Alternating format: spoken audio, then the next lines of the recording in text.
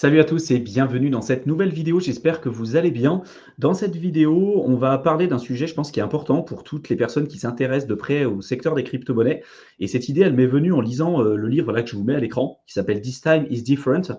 C'est une étude qui a été effectuée par deux chercheurs que vous retrouvez ici, qui ont analysé plus de 800 années en fait d'études financières, de cycles financiers, parce qu'il y a eu énormément de on va dire, d'événements historiques qui, souvent, dans notre laps de temps de vie, qui reste quand même relativement limité, peuvent sembler uniques lorsqu'au moment où on va les vivre. Mais en réalité, quand on regarde par le passé les événements historiques et les différents cycles qui peuvent quelquefois prendre plusieurs centaines d'années avant de se remettre en place, on se rend compte que c'est des événements historiques qui ont déjà pu avoir lieu par le passé. En faisant ce bouquin, ce qui est intéressant, c'est qu'en analysant ces 800 années d'études et d'événements historiques, ils sont arrivés à la conclusion qu'en réalité, les investisseurs ont tendance rapidement à toujours trouver on va dire, des événements spécifiques ou des raisons pour lesquelles une chose qui s'est produite par le passé ne devrait pas se reproduire de la même manière dans le futur. Et c'est vrai que c'est un adage qui reste très présent dans l'investissement de manière générale. Les performances passées ne présagent rien des performances futures, ou comme ce qu'on vous explique à plusieurs reprises sur cette chaîne, ne pas privilégier un seul et unique scénario parce que finalement tout est possible, un black swan peut arriver. Mais néanmoins, moi en tout cas, ce qui m'a marqué dans ce livre, c'est vraiment de se rendre compte des fois des cycles qui se sont répétés des dizaines et des dizaines et des dizaines de fois sur les 800 années précédentes. Et nous, on va les vivre pour la première fois dans notre vie. On va se dire, ah ben non, regardez, sur les 50 dernières années, on n'a pas pu le vivre. Là, on est en train de le vivre. Donc, c'est un événement qui est unique. Donc, forcément, ce qu'on va vivre par la suite ne va rien avoir à voir que des événements en fait qu'on aura pu connaître par le passé, mais c'est oublier les peut-être 200, 300, 400, 500 années d'histoire qu'on n'aura pas pu prendre en compte parce qu'on n'était pas vivant en tout cas à cette époque. Et ça m'a donné cette idée de vidéo pour le rapprocher en tout cas de la crypto. Parce qu'avec Théo, on a fait là dernièrement une vidéo sur la chaîne qui parlait des cycles de marché. Et c'est vrai qu'on vous disait que jusqu'à présent, les cycles de marché, notamment pour le Bitcoin, c'était rythmé par les épisodes de halving. Donc le halving, c'est notamment l'émission. Vous savez que chaque bloc, toutes les 10 minutes pour le Bitcoin, c'est ce qui va servir à rémunérer les mineurs. Les mineurs sont rémunérés de deux manières différentes. L'émission des nouveaux Bitcoins et puis les frais de transaction qui sont inscrits dans chacun des blocs.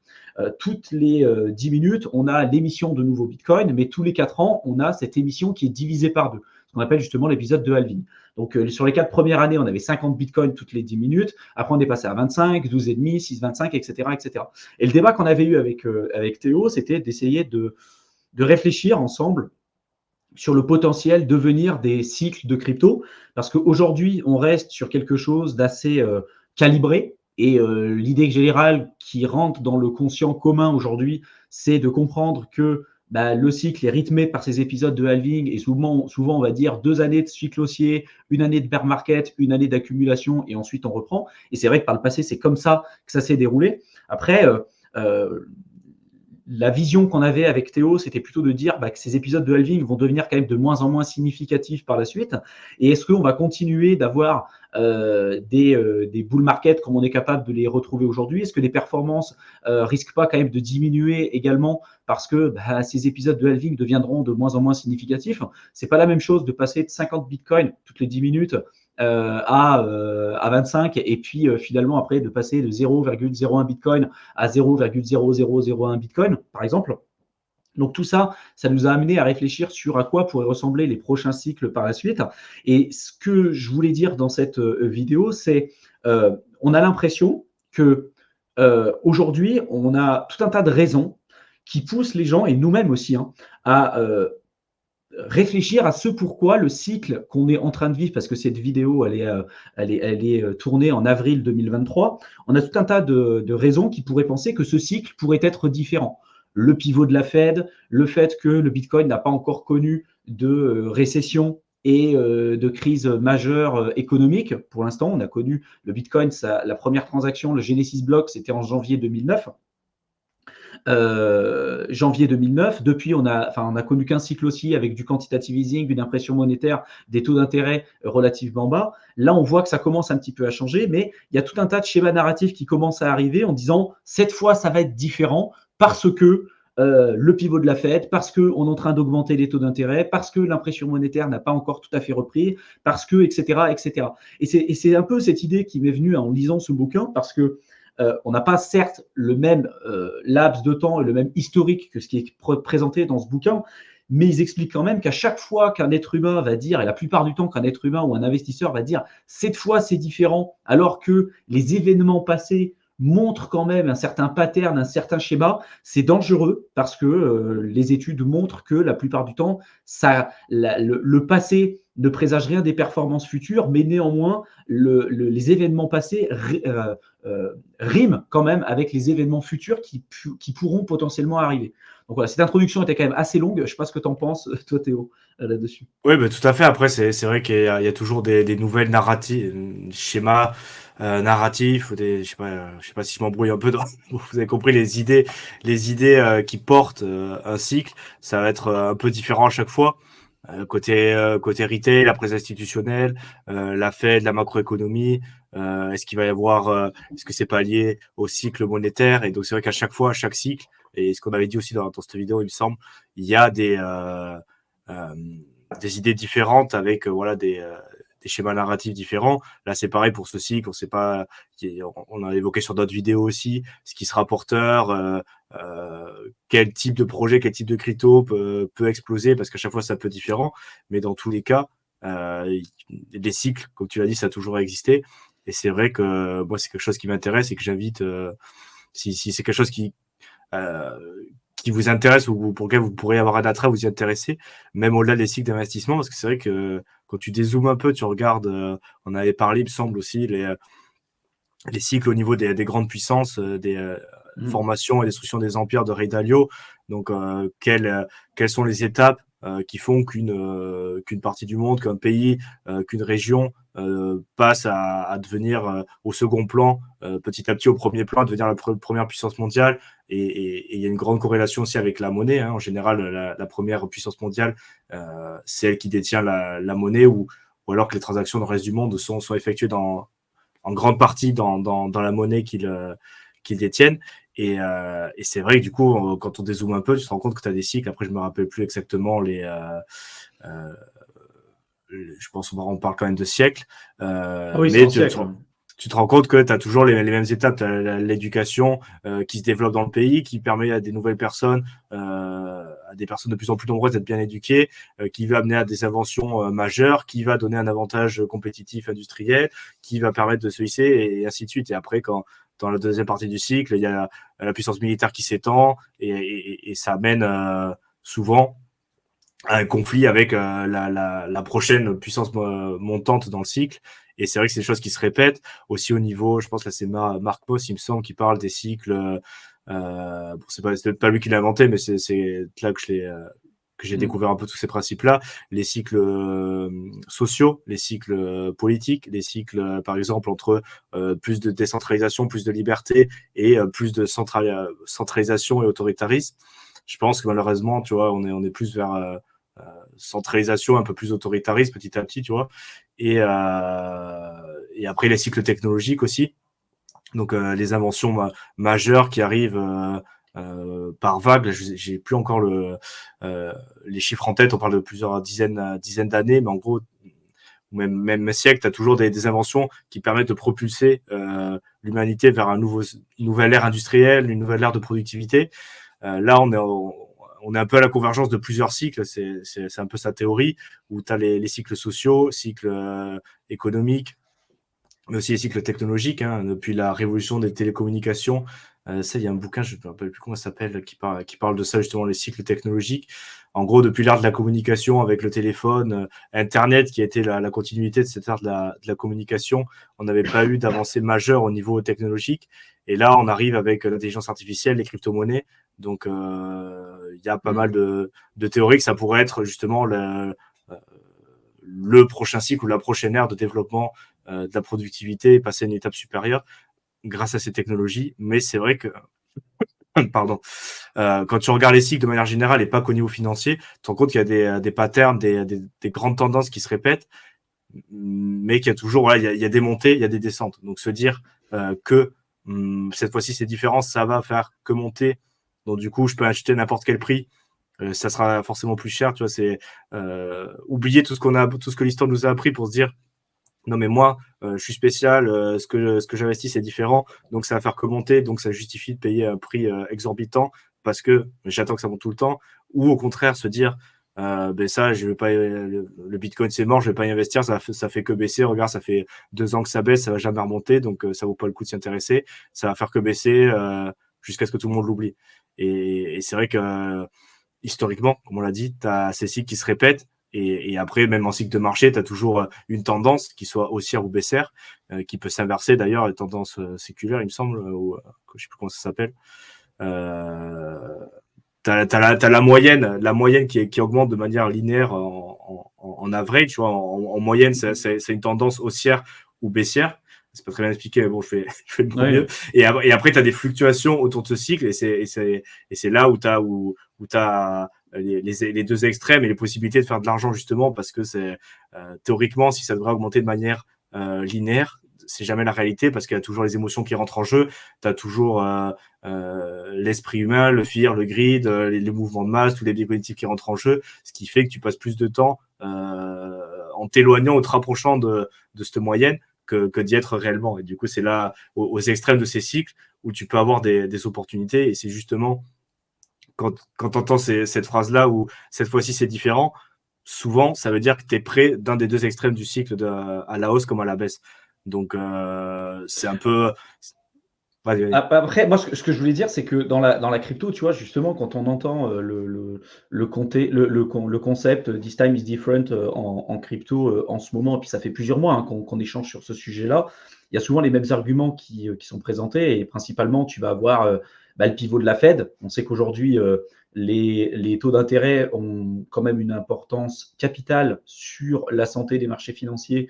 Et en général, plus on va avoir des taux d'intérêt élevés, plus les acteurs, les investisseurs vont aller s'orienter vers des actifs peu risqués, donc comme par exemple historiquement les obligations ou les métaux précieux, ou en tout cas des actifs qui sont plutôt peu volatiles ou peu risqués. Et puis quand on a des taux d'intérêt qui sont plus faibles, l'argent coûte pas cher, les gens sont prêts à prendre plus de risques. Et donc là, c'est beaucoup plus propice à la croissance des marchés financiers, par exemple le marché action et les risques on asset, et puis typiquement aussi surtout les crypto-monnaies. Et c'est vrai que quand on regarde historiquement parlant ce qui s'est passé avec le pivot de la Fed, c'est dès qu'on a eu une baisse des taux d'intérêt, qu'on a eu une augmentation pour contrôler, comme là ce qu'on a en ce moment, le niveau d'inflation qui a été importante après la crise sanitaire, là on attend potentiellement un repivot de la Fed, donc une rebaisse des taux d'intérêt. Et si on regarde ce qui s'est passé par le passé, historiquement parlant, ça s'est soldé par une baisse importante et significative des marchés financiers. Et voilà, si demain il y a une baisse de 50% du S&P 500, forcément, je suis convaincu qu'il y aura une baisse significative et importante sur le marché des crypto-monnaies, puisqu'aujourd'hui, la majorité des acteurs considèrent la crypto comme étant une classe d'actifs très risquée, très volatile, un moyen de peut-être gagner de l'argent, mais en tout cas, ce n'est pas encore vu dans la majorité des investisseurs comme étant une vraie réserve de valeur ou un moyen pour pouvoir protéger, sécuriser son capital sur le long terme. Je ne dis pas que ce n'est pas le cas pour nous. Moi, je sais que je vois Bitcoin d'une manière très différente peut-être que la majorité des gens, parce que ça fait quand même plusieurs années que je suis dedans et je n'ai pas peur de placer mon capital sur une durée très longue là-dessus, parce que j'ai confiance sur ce protocole et je suis convaincu qu'il sera encore là dans plusieurs années. Ça ne veut pas dire que j'aurai raison, mais en tout cas, dans l'inconscient global et dans la tête de beaucoup d'investisseurs, aujourd'hui, les cryptos, c'est vu comme étant quelque chose de très risqué. Et la question que j'avais, c'était qu'en fait, aujourd'hui, on était en train de perpétrer un petit peu, si tu veux, ces cycles et ces doutes en se disant cette fois, c'est différent parce que on a des taux d'intérêt élevés, parce que la Fed n'a pas repris l'impression monétaire, parce qu'on va avoir le pivot de la Fed, parce que le chômage risque d'être élevé, parce qu'il y a l'intelligence artificielle, parce qu'il va y avoir les ordinateurs quantiques qui risquent peut-être de remplacer certains algorithmes et qui pourraient mettre à mal certaines cryptos. Bref, il y a plein de schémas narratifs, tu veux, qui commencent à arriver et pas mal de raisons qui pourraient, en sorte, même quelquefois, pas tous, mais en tout cas certaines d'entre elles qui pourraient prendre sens dans les conditions économiques dans lesquelles on se retrouve aujourd'hui.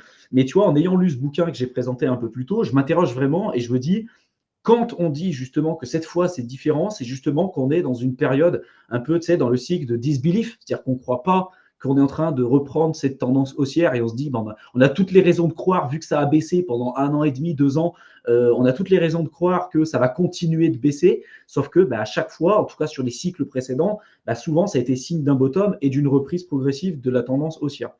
Moi, ma conviction là-dessus, c'est que je ne sais pas ce qui va se passer. Et aujourd'hui, j'ai bien évidemment une partie investie, une part significative de mon capital qui est investi dans la crypto. Mais j'ai encore aussi une part significative en stablecoin pour me permettre de me protéger en cas de baisse et de pouvoir être là si jamais il y a un black swan, si jamais il y a des problématiques que j'aurais pas pu, on va dire, préparer ou que j'aurais pas pu anticiper à la base, parce que tu peux pas tout anticiper et tu peux pas prévoir ce qui va véritablement se passer. C'est pour ça que l'idée, c'est pas d'avoir raison, c'est de se dire quelle est la pire chose qui puisse m'arriver et si jamais le marché est amené à reperdre, je sais pas, moins 80%, moins 90%, si jamais il y a un gros black swan, quelque chose qu'on n'a pas connu, ça ne te met pas dans des positions compliquées et tu as la possibilité de rentrer. Et à l'inverse, si le marché continue de monter parce qu'on est dans une période de disbelief, tu es déjà investi sur le marché et tu risques pas de FOMO au pire moment en fait. Parce que comme l'a dit Théo, il y a la tendance haussière qui de toute façon, depuis la création du Bitcoin, on est sur une tendance qui est très largement haussière. Et comment expliquer qu'on est sur un marché qui est le marché le plus performant de toute l'histoire de l'humanité et malheureusement, la grosse majorité des gens qui ont investi sur ce marché ont perdu de l'argent parce qu'ils n'ont pas eu conscience de cet investissement long terme, parce qu'ils avaient toujours l'impression, je pense, que cette fois, ça va être différent, parce qu'on n'avait peut-être pas le recul qu'on avait aujourd'hui. Et tu vois, tout ça, ça nourrit un petit peu ma réflexion là-dessus, et ça va donner un petit peu l'idée de cette vidéo, parce que j'aurais pas de réponse, hein. Mais je trouve ça intéressant d'échanger avec toi là-dessus, parce que tu vois, tu le vis, et quand tu le vis, ce truc-là de this time is different, et que des fois, tu as tendance à mordre un petit peu, tu vois, ce schéma-là en te disant, oui, ça peut se passer comme ça parce que X, Y raison. Et au final, quand tu prends un peu plus de recul, peut-être que ça continuera de se passer de la même manière que ça s'est passé aussi par le passé, quoi. Tu vois. Ouais, mais tout à... Et après, sur tous les exemples que tu as donnés, donc c'est vrai que ça peut jouer et ça peut retarder ou atténuer la puissance du cycle haussier ou même peut-être l'annuler momentanément, ces événements qui sont plutôt négatifs. Mais il y a aussi, parce que tu vois, on dit les ordinateurs quantiques, ça reste encore, bon, ça reste un peu, on sait pas trop ce qui pourrait arriver, quand ça pourrait arriver, c'est encore un peu flou. Il y a eu beaucoup d'effets d'annonce. Bon, c'est pas la capacité pour l'instant n'est clairement pas développée. L'IA, c'est pareil. On entrevoit des possibilités, des opportunités, mais on sait pas trop ce que ça pourra donner. Il y a, je pense, autant d'arguments qui seraient plutôt bullish pour le coup, qui seraient plutôt favorables, l'adoption, les pays qui vont peut-être adopter Bitcoin comme moyen de paiement après le Salvador, l'adoption des masses, les gens vont se rendre compte que le système bancaire, tu vois, tu peux en mettre autant d'argumentaires et comme tu l'as dit, ce qui est sûr, c'est qu'on peut pas prévoir et c'est vrai qu'on aimerait bien être sûr d'avoir un modèle qui nous dit s'il y a le pivot de la Fed, il va se passer ça, s'il se passe ça, il va se passer ça, mais la réalité, c'est qu'on ne sait pas et donc le mieux, c'est encore avoir un plan, et ça, on en a parlé aussi, un plan le plus tout-terrain possible et je pense que ton approche, elle est tout à fait raisonnable de se dire que de toute façon, après avoir étudié Bitcoin, après avoir étudié les crypto-monnaies, être dedans pour le long terme, ça peut être payant, mais d'un autre côté, on n'était pas all-in non plus. Tu as quand même des stablecoins, comme tu as dit à côté, tu as sûrement d'autres choses à côté. Pour si jamais ça se passe mal, tu joues pas ta peau non plus, quoi. Donc c'est un peu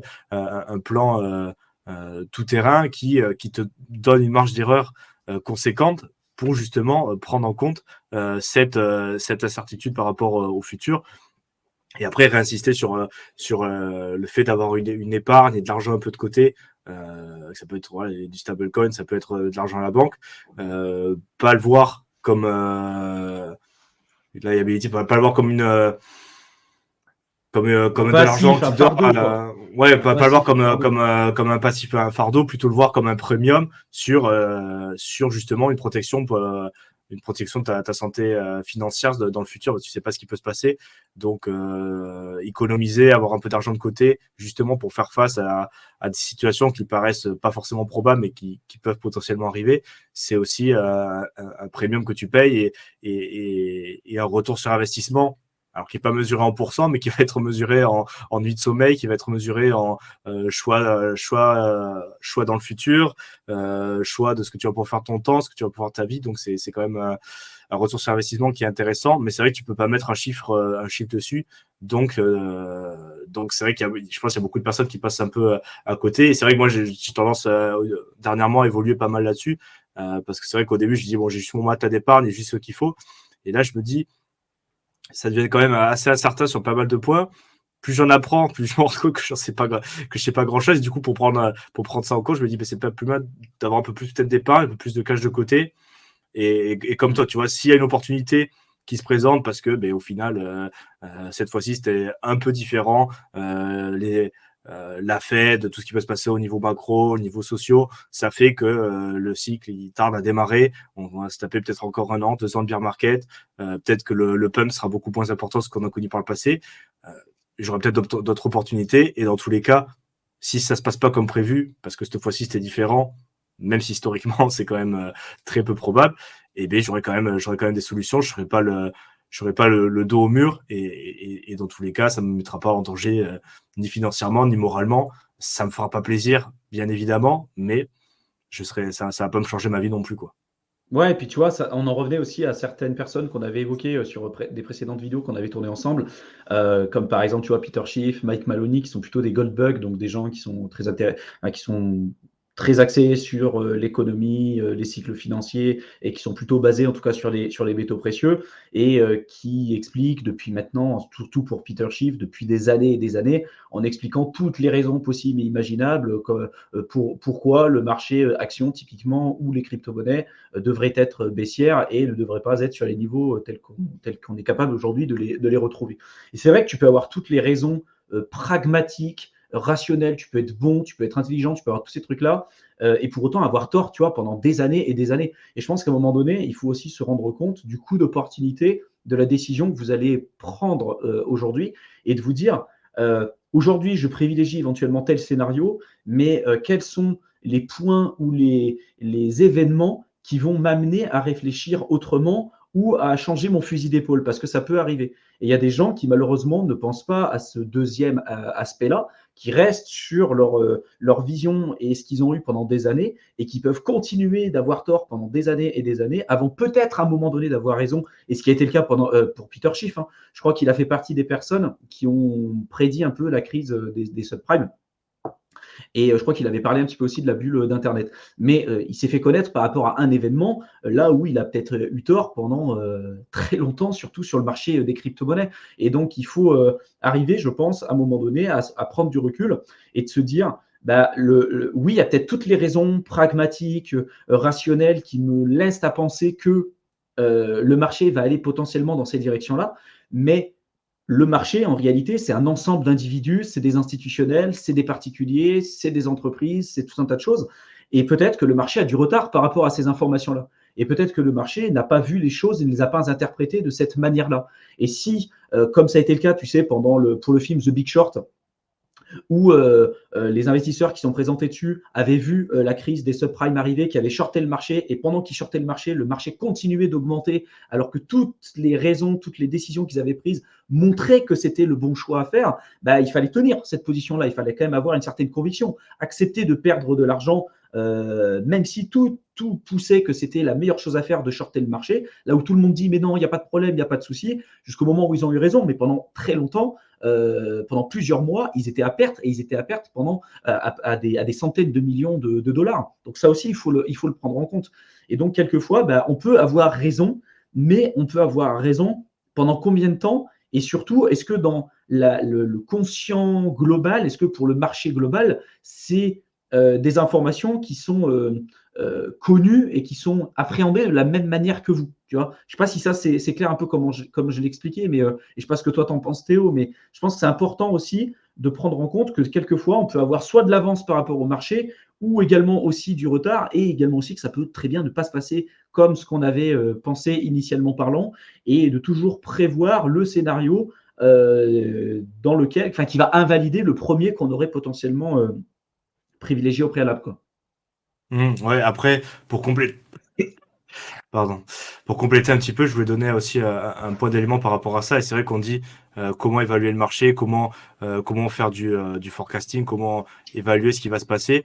Et c'est vrai qu'il faut bien se rendre compte aussi que tout le monde, mais vraiment tout le monde voit les choses d'une manière différente parce que bon, il y a chaque individu qui joue son rôle, mais aussi en fonction de l'âge, de tes circonstances personnelles, de ce que tu as connu, de là où tu es né, du contexte économique, de l'école de pensée, de voilà, tout ce que tu as appris au cours de ta vie, tu vas forcément avoir une vision, alors peut-être très similaire à celle de ton voisin, mais qui va être différente de quelqu'un qui est une génération avant ou après toi, qui est né dans un contexte différent.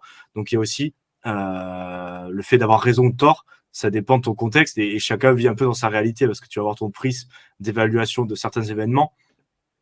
Ça va pas du tout être le même en fonction de qui tu es au final. Et c'est vrai que c'est un peu, on avait parlé justement sur la partie macroéconomie et c'est vrai que même là, tu as des experts mondiaux plutôt qui arrivent pas à se mettre d'accord sur comment évaluer un événement. Est-ce que c'est bien? Est-ce que c'est mal? Comment le prendre?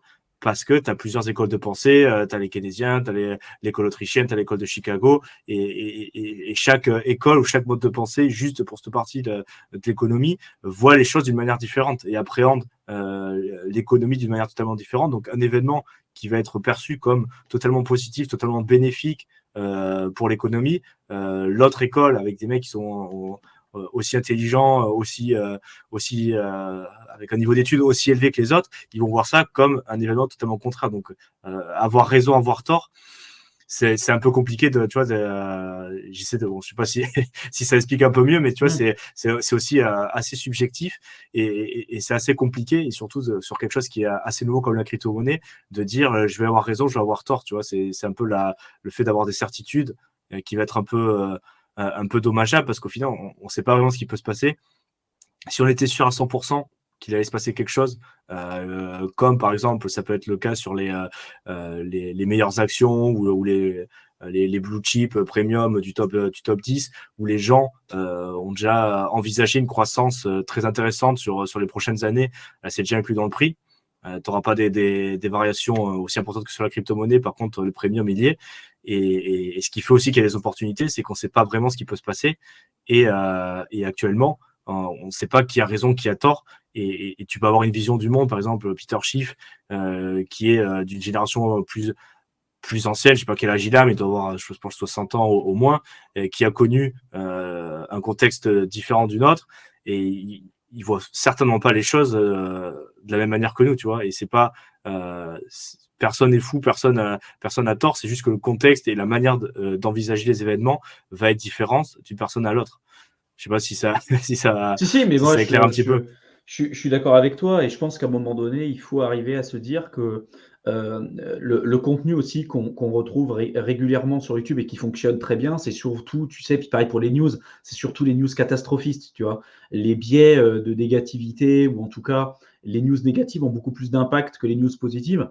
Et ça, les journaux traditionnels l'ont très bien compris. C'est d'ailleurs pour ça qu'ils vont jamais dire les belles choses qui se sont passées sur la semaine précédente. Ils vont toujours dire ah, il y a eu telle guerre, il y a eu des morts, il y a eu des attentats, il y a eu des trucs, parce que c'est ce qui fait cliquer, c'est ce qui fait vendre. Et sur YouTube, c'est exactement la même chose. Ce qui fait cliquer, ce qui fait vendre, ce qui donne envie aux gens d'avancer et de regarder le contenu, c'est des news catastrophistes. Donc de dire le Black Swan, de dire ah, le Bitcoin va encore cracher de 80%, ou ah, c'est bon, c'est la fin pour la crypto, ça remontera jamais. Et la réalité, c'est que bah ça entretient, on va dire, un certain climat ambiant qui va se refléter au final aussi sur le marché jusqu'au moment où ben, on va avoir le cycle prochain qui va se remettre en place et pour reprendre en fait une tendance haussière.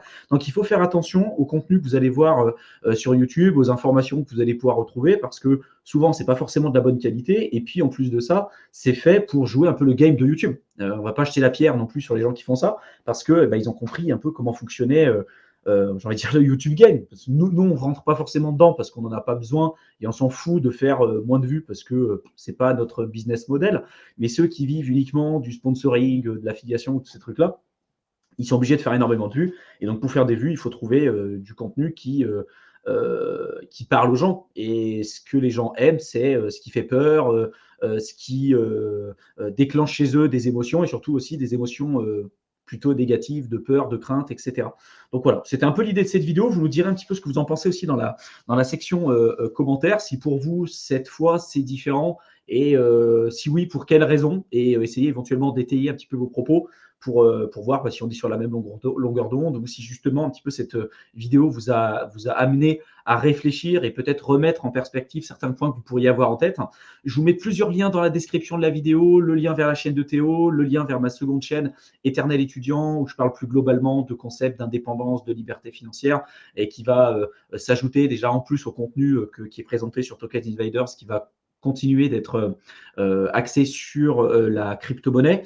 Je vous mets également aussi le lien vers une réservation d'appel pour tous ceux qui recherchent plutôt un accompagnement personnalisé pour investir dans la crypto-monnaie. Donc, n'hésitez pas à cliquer dessus, puis réserver un appel avec nous, et on verra ensemble comment on pourra être amené à vous accompagner durablement et plus efficacement dans le secteur crypto. Et ceux qui veulent profiter de ces périodes pour se former, vous avez un programme de formation offert de plusieurs heures dans la description de la vidéo. Vous cliquez dessus. Vous allez arriver sur une page, vous rentrez votre adresse mail, un mot de passe et vous pourrez directement vous connecter à votre espace membre. On vous souhaite une excellente fin de soirée et on vous retrouve dans une prochaine vidéo. À bientôt.